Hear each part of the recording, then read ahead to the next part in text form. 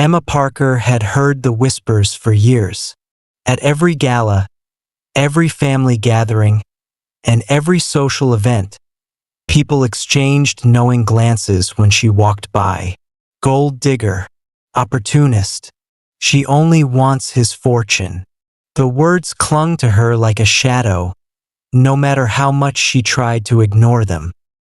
Her husband, William Carter, was one of the wealthiest businessmen in New York.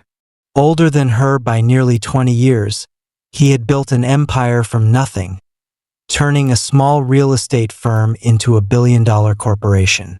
When Emma, a young woman from a modest background, married him, no one believed it was for love. But they didn't know the truth, not yet. And when they finally discovered it, their judgment turned into tears. William Carter had not always been the powerful, commanding man people remembered from his business days. Years before he met Emma, an accident had changed his life forever. A tragic car crash had left him paralyzed from the waist down. He had spent months in the hospital, followed by years of grueling physical therapy. But despite his wealth, despite the best doctors money could buy, he never walked again. Many of his so-called friends had disappeared. Women who once admired him now looked at him with pity or avoided him altogether. His world had grown smaller, confined to a wheelchair and the walls of his grand estate. And then Emma came into his life. She hadn't met him at some high society event, nor had she been dazzled by his money. She was a caregiver working at a rehabilitation center where he had gone for therapy. Unlike the others, she didn't treat him like a broken man. She laughed at his jokes, challenged him when he was being stubborn, and treated him with the same warmth she showed every patient. At first, William resisted her kindness. He had been abandoned too many times to believe that anyone could truly care for him. But Emma never wavered. She pushed his wheelchair through the park when he refused to go outside. She read him his favorite books when he struggled with sleepless nights. And when he lashed out in frustration, she stayed. Over time, his heart softened. When he asked her to marry him, she hesitated. Not because of his disability, not because of the wealth he offered, but because she knew what people would say. And they did. They whispered, they judged. But they didn't see how she woke up at dawn to help him with his morning routine. They didn't see the nights she spent holding his hand when the pain was unbearable. They didn't see the way he looked at her, not as a woman who had married him out of obligation, but as the only person who had ever truly seen him. So when the truth finally came out, when people realized that Emma had never taken a dime from his fortune, that she had given up her own career to care for him, that she had chosen him over an easier life, they wept. Because love, real love, was never about money. It was about sacrifice. It was about devotion. And Emma had given him everything. For years, Emma remained by William's side, tending to him with unwavering devotion. While the world outside whispered and speculated, their home was filled with a quiet kind of love, one that didn't need to be displayed for approval, one that thrived in the small, everyday moments. She was there when he felt strong enough to attend board meetings again, rolling into the grand offices where once he had commanded respect. Though some executives still saw him as a fading presence, Emma reminded him of his brilliance. "Your mind is sharper than ever," she would say, adjusting his tie before he went in. "They'd be fools not to listen." She was there when his health declined, as it inevitably did. The years of immobility took a toll, leading to complications that no amount of money could prevent. The pain became a daily battle, the exhaustion more apparent in his once vibrant blue eyes. Still, he fought, because she was beside him and he never wanted to leave her alone. One evening, as they sat on the terrace overlooking their vast garden, William reached for Emma's hand. His grip was weaker than before, but the warmth was still there. "Do you regret it?" he asked, his voice barely above a whisper. Emma turned to him, her brown eyes soft but firm. "Regret what?" "Choosing this life. Choosing me." She shook her head, squeezing his hand. "I chose love, William, and I'd do it again 1,000 times." His throat tightened. He had spent so many years fearing that she would wake up one day and realize what the world had always said. That she could have had so much more, that she could have lived a life free of burden. But looking at her now, he saw no regret, only love. A few weeks later, William's condition worsened. The doctors had little to offer beyond comfort care, and Emma never left his side. She read to him, stroked his hair, whispered stories of their happiest days. On his last night, as the world outside continued to spin, he looked at her with a tired but content smile. "Promise me something," he murmured. "Anything," she said, her voice steady despite the tears welling in her eyes. "Live, after I'm gone. Don't let their words make you shrink. Live fully, love freely." Emma nodded, pressing a kiss to his forehead. "I promise."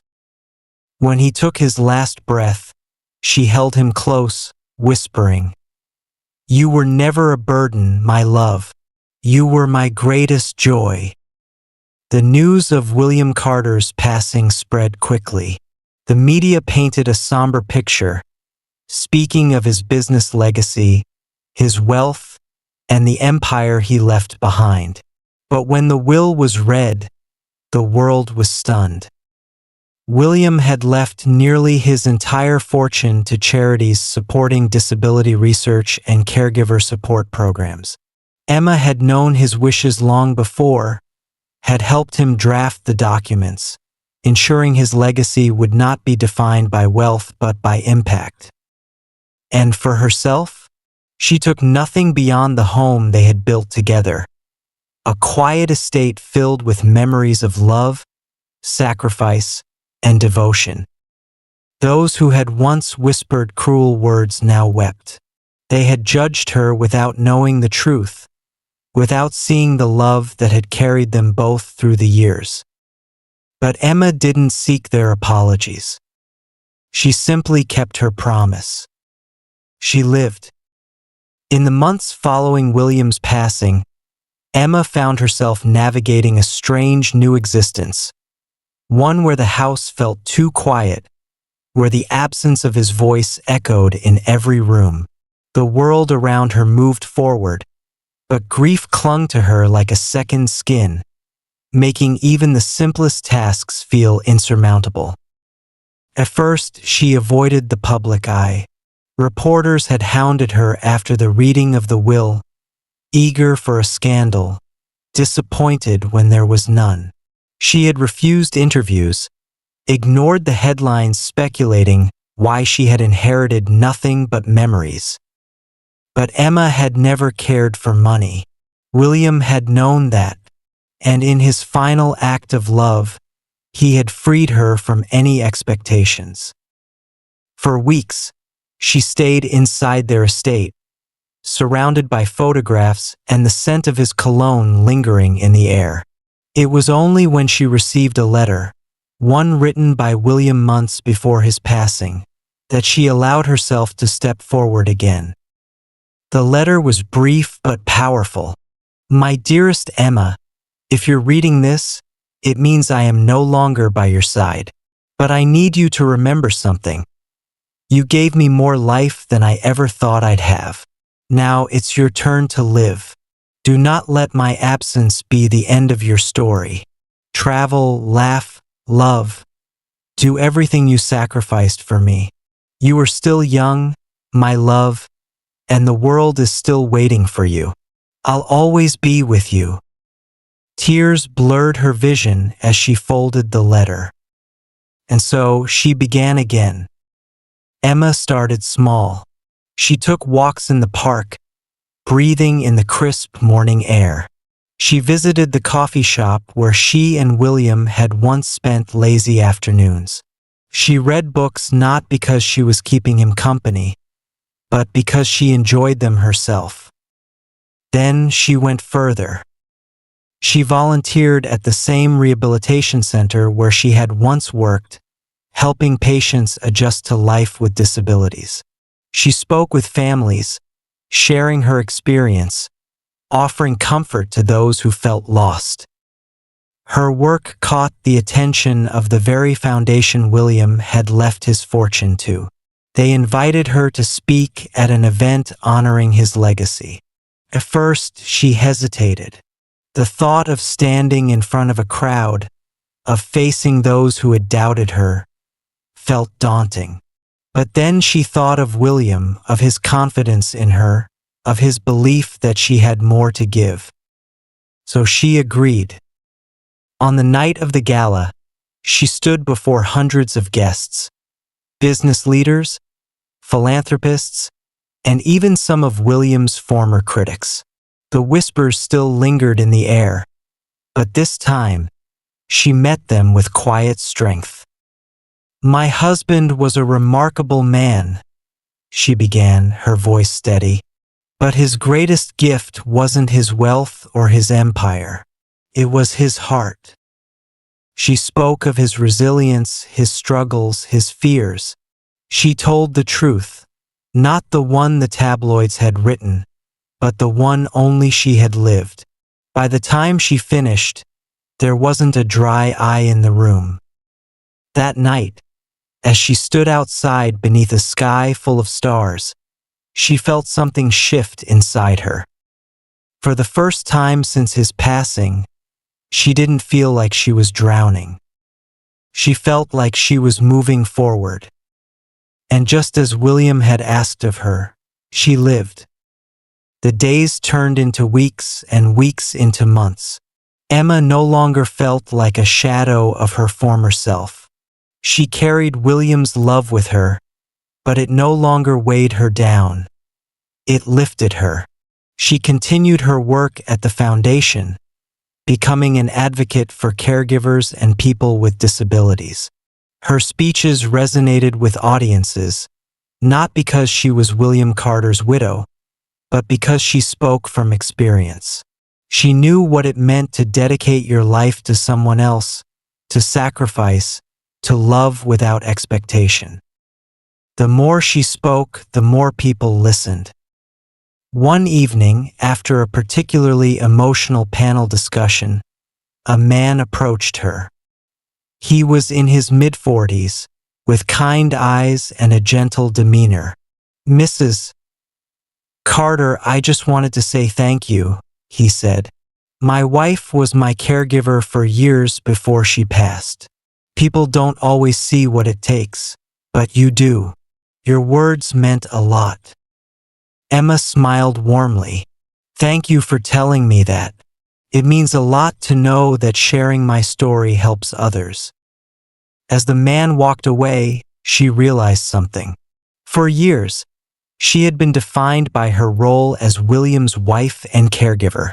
And while that part of her would always exist, she was more than that now. She was a voice for those who had none.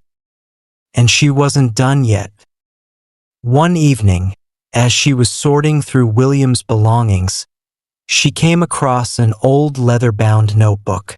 Flipping through the pages, she found sketches of buildings, rough blueprints, and notes scribbled in the margins. William had once dreamed of building a rehabilitation center, not just another hospital, but a place where people with disabilities could truly thrive. He had never gotten the chance to make it a reality. But she could. The idea took root quickly. Emma reached out to the foundation's board, presenting her vision. With William's remaining funds and additional donations pouring in, the dream began to take shape. Months later, at the groundbreaking ceremony, Emma stood before a crowd, a golden shovel in hand. As she placed the first scoop of earth aside, she felt something shift inside her. Something bigger than grief, bigger than loss. This wasn't just about honoring William. This was about moving forward. As the cameras flashed and the applause rang out, Emma looked up at the sky, whispering softly, "I kept my promise." And somewhere, she knew William was smiling. Years passed, and the rehabilitation center became everything Emma had dreamed it would be. Named the Carter Wellness and Independence Center, it stood as a testament to William's legacy. A place where people with disabilities could regain not just their strength, but their independence, dignity, and hope. Emma dedicated herself to the center, working tirelessly to ensure it provided the best care. But she also made good on her promise to William. She lived. She traveled, visiting places they had once dreamed of seeing together. She reconnected with old friends, built new relationships, and even allowed herself to love again. Not in the same way she had loved William, but in a way that honored both her past and her future. One quiet afternoon, many years later, Emma sat on a wooden bench outside the center, watching as a young man in a wheelchair practiced maneuvering through an outdoor course. A therapist cheered him on, and when he finally made it through without assistance, the boy grinned widely. Emma smiled to herself. She had once thought her life ended when William's did, but now she realized his love had never been a cage. It had been a foundation, one that allowed her to build something greater than either of them alone. As the sun dipped below the horizon, painting the sky in hues of gold and crimson, Emma closed her eyes, breathing in the crisp evening air. She had kept her promise. She had loved, she had grieved, she had built, and she had lived. And that, she knew, was exactly what William would have wanted.